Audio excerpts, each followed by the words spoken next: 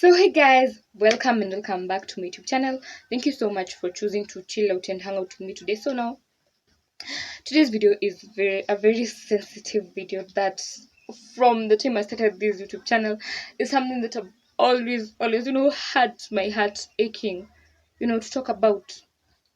I remember something back, like not very long ago, I was always like, I'm here as me so that like I can make sure that another dark skinned girl does not have to feel the level of, like I would say, the level of, like, I'll say rejection by society that I felt.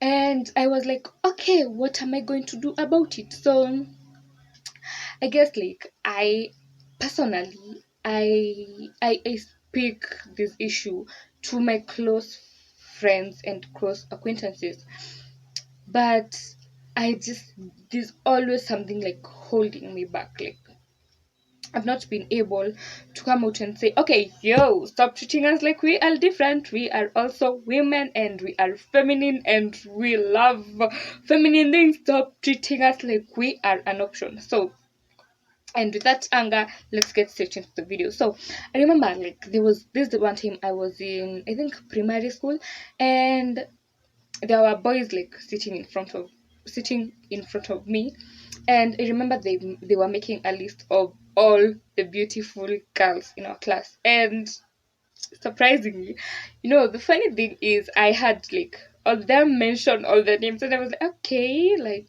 oh, when is my name going to come up? And my name never came up, and I was like, okay, like, what's up, like, what's up? And like I can say the worst experiences were in primary school, because when people are young, they are like, they do not hide their unkindness, like when we are, adults now, you can hide your, unkindness behind a smile. But when, we were younger, you could just go ahead and say whatever bad thing you had to say about a person. So I remember like being called a lot of painful names, very painful names. I remember being called Blackie. I remember being called Shosiku. I remember being called a monkey. Like all those names I was called. And I remember at the time, I think like we come up with defenses to make ourselves like not to really think about something that was situated, because now this thing is like, this thing has, I have had to carry these had names for a long time.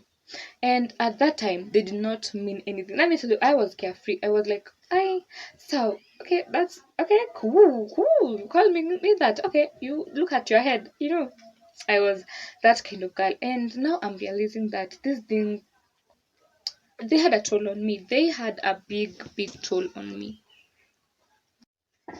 Then I remember in high school, like I was not the type of girl who was surrounded because of the things she's saying, because she is so pretty.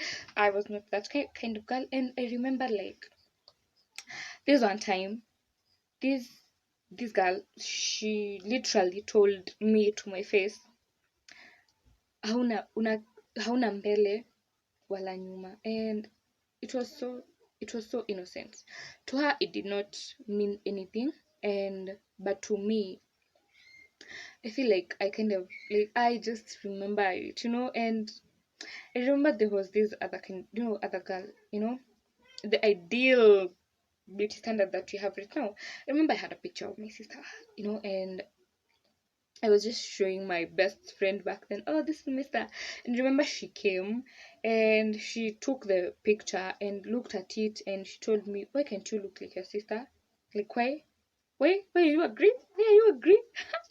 And to be honest, like, this thing hurts. Like, this thing hurts very deeply, because like I did not choose to look this way. I did not like wake up one day and I was like, oh, let me be dark skinned, or let me look this way, or let me look this way. And I refuse. I refuse to feel like I have to change for the society.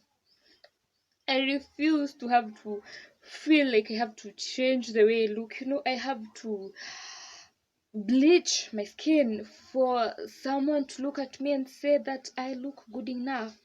Because, like, what is wrong with the way that I look right now? I feel like as a society, we value looks. Looks are such a huge thing that is so valued. My biggest heartbreak, at this time in my life is the fact that I feel like I'm not doing anything for that dark skinned girl who is out there somewhere and probably getting discriminated for her skin color. The biggest like pain, and as a nation we have to carry this with us, is the fact that our colonists, the white people, they left our country so long ago, but still their ideas still continue to colonize our minds. Like, I mean, we associate being light skinned with having wealth, with having power. And after colonization, you would think that we would go back and be like, okay, that is not the way to look at it.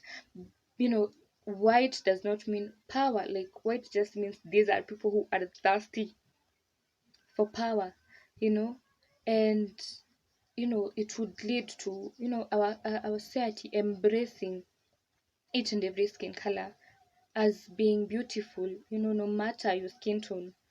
And we still let these ideas colonize our minds, and I speak this, I share this with some of my friends, and they would be like, okay, you're being a bit irrational, or you are being dramatic.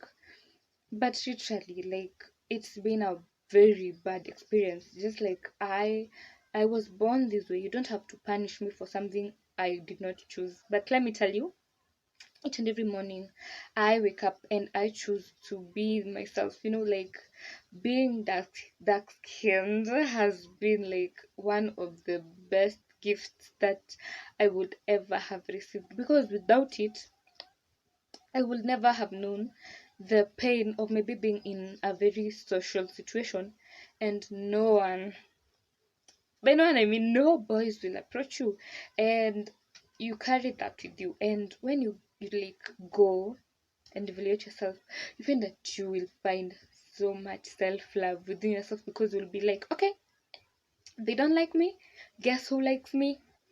And you develop such a kind of self-love, which is so amazing, because you are like, okay, I got myself. Like, each and every day I will wake up and I will choose me. It does not matter what is happening.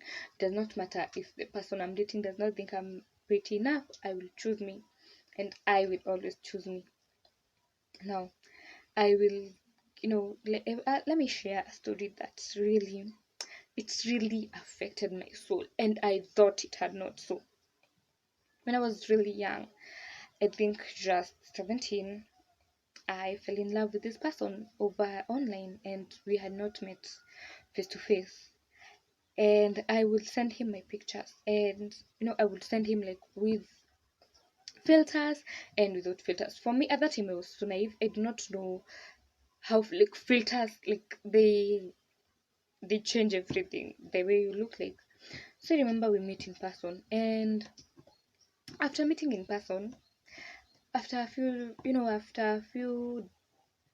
month actually, or a few months, this person called me and they told me they were breaking up with me because I did not look like the pictures with filters. So, and I've just told you, I sent pictures that I had, which had filters, and they sent pictures which did not have filters.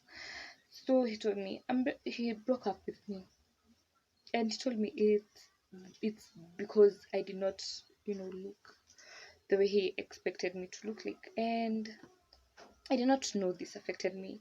But recently I've discovered that it really did. It took such a toll on my heart.